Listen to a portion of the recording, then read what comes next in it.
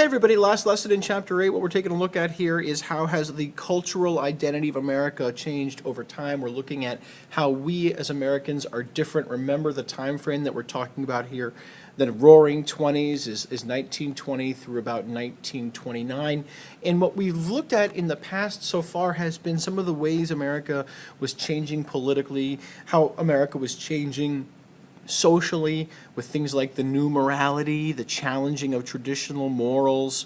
And we're going to continue that conversation here today by taking a look at how the new morality changes how we express ourselves in American society, how our economy, with these new economic ideas like the assembly line and mass production, how that changes who we are as a people.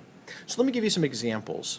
In art and literature, that new morality's focus on personal freedom, that really, it actually changes the way writers and painters kind of challenge tradition. Remember, if I'm supposed to be able to be free to do what I want to do, why do I have to look at and express the same old things in the same old ways? If everything's about how I experience things, then maybe I should try and express the individual experience that I have as a person in the world around me. I'll give you some examples. A guy named John Marin, he did this painting right over here that I'm circling right down there in the lower right. And John Marin used this city and painted the city as a way to express his experience in that city.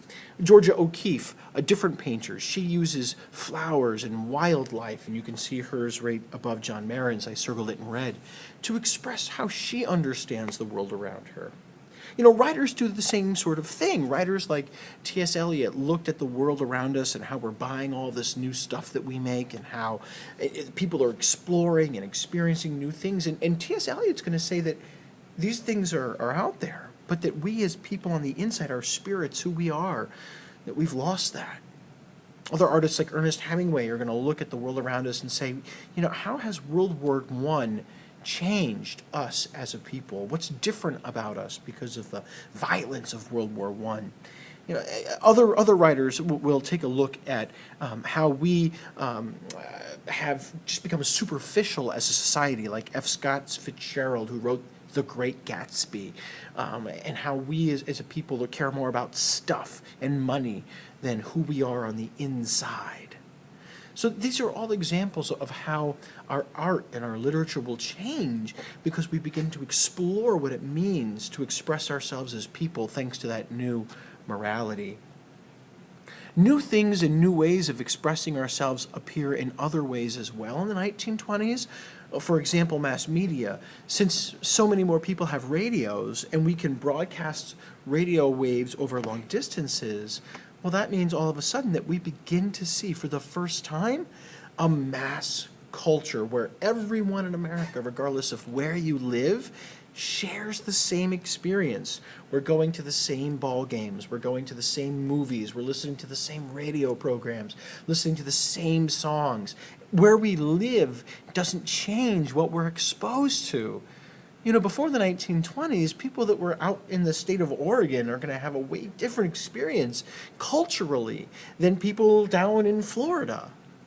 But now with so many of these technological advancements, just like the radio and newspapers and movies, we're going to be able to have something that is the same with all of us. You could even say the same about nationwide sports.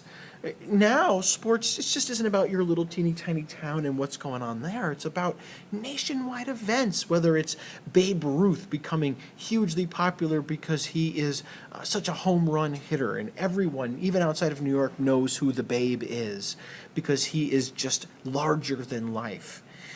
Jack Dempsey, a boxer that was incredibly famous, heavyweight champion of the world. He is so popular that people will buy radios just to hear Jack Dempsey fight, no matter where you live. So this kind of nationwide cultural experience, that's totally different.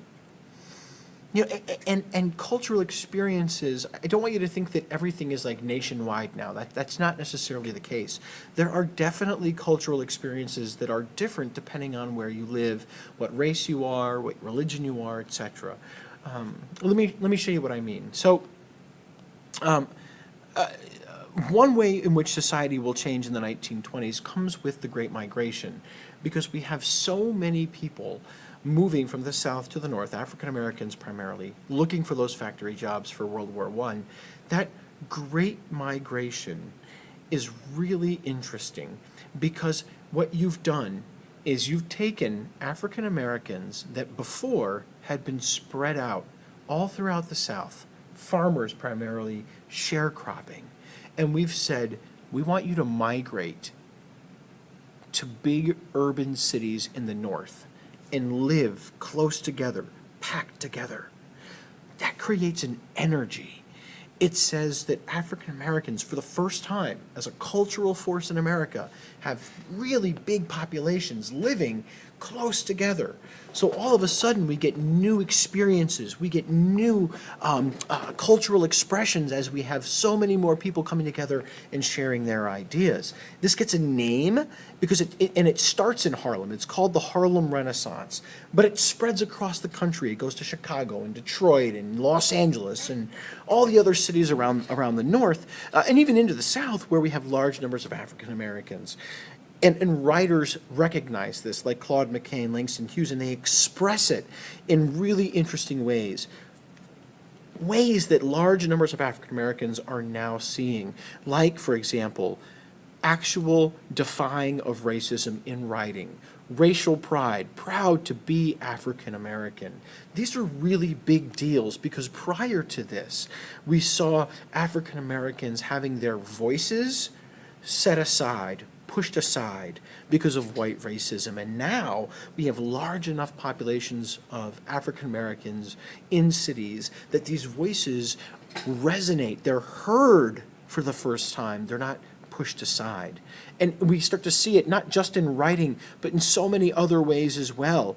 America will change because of all of this new African American culture that other people are experiencing. So like jazz, for example, explodes in the 1920s because musicians like Louis Armstrong were able to take a whole bunch of different types of musical genres like Dixieland and ragtime and blend it all together and just finding a way to make audiences, regardless of race, want to listen to this music.